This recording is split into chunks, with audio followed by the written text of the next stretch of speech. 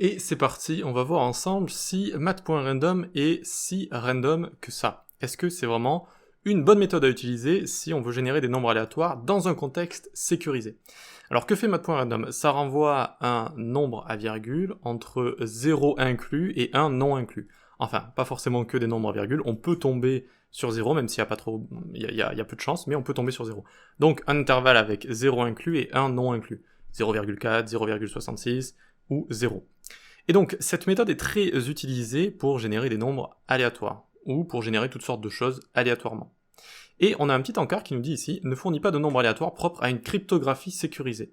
Ça veut dire que par exemple, si on a envie de créer des mots de passe aléatoires, on ne devrait pas utiliser math.random parce qu'on peut potentiellement deviner ce qui va ressortir du calcul. Pourquoi? Parce que math.random est là depuis longtemps en JavaScript, depuis très longtemps, et à l'époque où ça a été créé, disons que JavaScript n'était pas encore très grand, c'était juste pour faire 2-3 petites animations sur des pages web, et donc ils ne savaient pas encore l'ampleur que ça allait prendre aujourd'hui. Donc ils ont résolu ça en créant crypto.getRandomValues. Donc getRandomValues permet d'obtenir des valeurs aléatoires suffisamment fortes pour un usage cryptographique. On va fournir un tableau en argument, donc en paramètre ça va attendre un tableau typé qui va attendre un entier, donc suivant le tableau typé qu'on a utilisé. On va voir ça juste après, d'ailleurs on va le voir maintenant. Donc on vient ici, là pour l'instant je vous ai mis la méthode très connue, alors attendez, je vais cacher ActivityBar, pourquoi c'est pas ici tiens? Hide, ok, parfait. Voilà, on va se mettre ça comme ça. Ce sera un petit peu mieux. Donc ici, j'ai la méthode qui me permet de générer, par exemple, des nombres aléatoires ou des chiffres aléatoires suivant un intervalle que je fournis ici en paramètres. Donc là, j'ai mis 5, 10, et donc vous voyez que j'ai 5, 10, etc., etc. C'est la fameuse formule que tout le monde connaît si vous avez déjà voulu créer quelque chose au hasard avec JS, vous avez très vraisemblablement utilisé ceci. Mathfloor, mathrandom, max moins min plus 1 plus min, comme ça. Ok?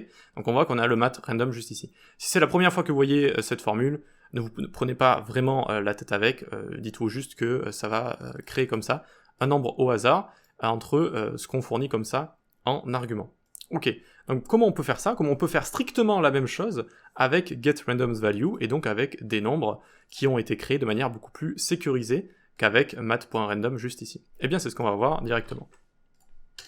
Après, si vous avez envie de vous amuser, si c'est la première fois que vous voyez cette formule, vous pouvez aussi la réécrire chez vous, et faites quelques petits tests et vous allez comprendre assez rapidement comment ça fonctionne. Donc on vient en dessous, tac, et on va se créer fonction getRandomNumber. Et ça va prendre également min-max. Ok? On va vraiment essayer de faire comme au-dessus, mais avec un environnement plus sécurisé. Ok, donc pour commencer, il va se falloir créer un tableau typé qu'on donnera à manger à notre méthode getRandomValues. Donc je vais l'appeler const uIntArray est égal new, on va instancier newInt 32 array avec une longueur de 1.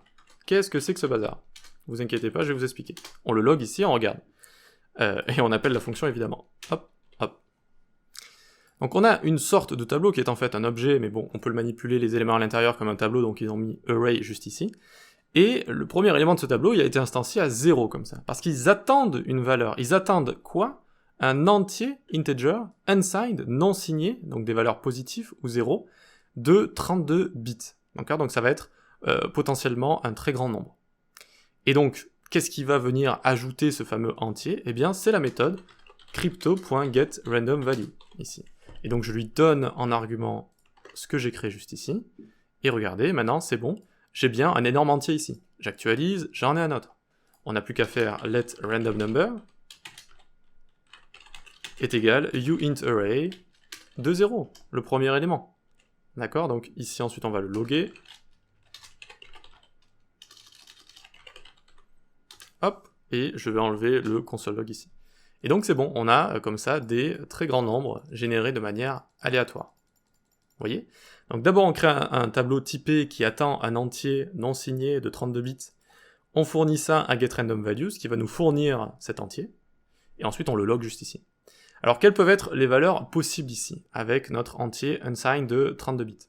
Eh bien on peut avoir entre 0 et, alors je me le suis écrit à côté, tac, tac, 4 294 967 000 et 295. D'accord? Ce qui nous donne un total de possibilités qui va être égal à la même chose, mais plus 1, parce qu'on rajoute la possibilité d'avoir 0.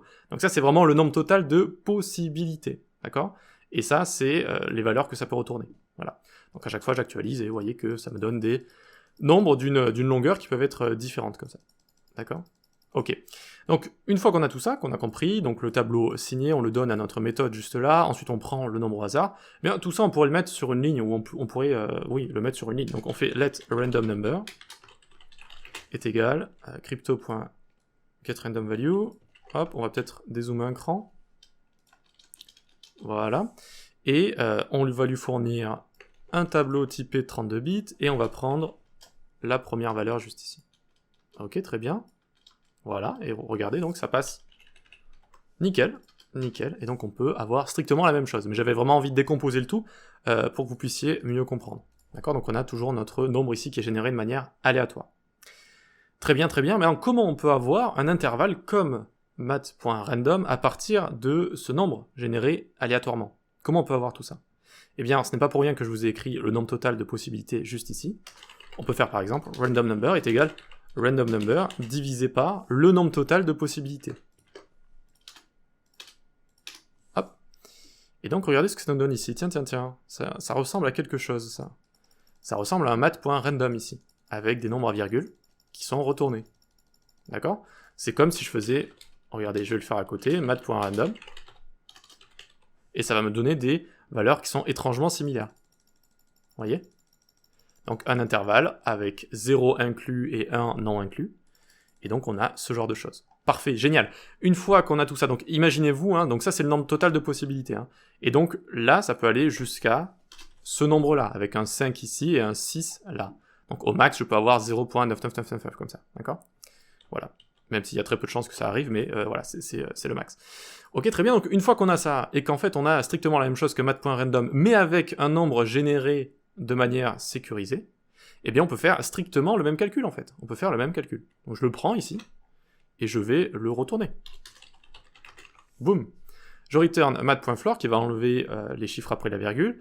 Je fais mat.random, et donc au lieu de mat.random, qui me génère un nombre entre 0 et 1, hop, je mets mon random number ici. Voilà, très bien. Hop, j'ai plus qu'à loguer le résultat qui est retourné par ma méthode, par ma fonction. Hop, alors tac, tac. Et voyons voir ici, nan, pourquoi? Eh bien c'est normal, j'ai pas encore fourni mon intervalle, donc par exemple si je mets 5, 10, on va voir si ça fonctionne. Donc là j'ai 10, j'ai le max, voyons voir, 5, ok, super, donc j'ai le minimum, et voilà, c'est bon, ça fonctionne. On a réussi en fait à répéter strictement la même chose ici, mais avec une méthode qui nous fournit des nombres vraiment aléatoires. Donc on peut tester après, par exemple je peux mettre 50 000 comme ça, voyons voir. Tac, tac, tac. On voit que ça fonctionne, parfait. Et je peux avoir également un intervalle avec un négatif comme ça, moins 500 000. Vous voyez que je peux avoir des nombres négatifs également. Voilà, ce genre de choses. Je peux avoir un intervalle complètement négatif également, etc., etc. Voilà donc comment on peut générer des nombres de manière aléatoire. J'espère que ça va permettre à quelques personnes d'avoir des applications, des sites, des outils, des services un poil plus sécurisés qu'avec la méthode comme ça, mat.random. Même si la méthode mat.random, comme je vous ai dit au début, peut être utilisée à des endroits où vraiment on n'en a rien à faire de la sécurité. Voilà, on veut juste générer des nombres aléatoires, et on s'en fiche si quelqu'un peut deviner ce nombre. Par exemple, comme je vous avais parlé, j'avais fait une petite application pour générer des dégradés linéaires, par exemple. Voilà. Parfait, génial. Eh bien, venez sur le Discord, la newsletter. On se donne rendez-vous sur les plateformes d'e-learning pour suivre mes cours, et on se dit à la prochaine.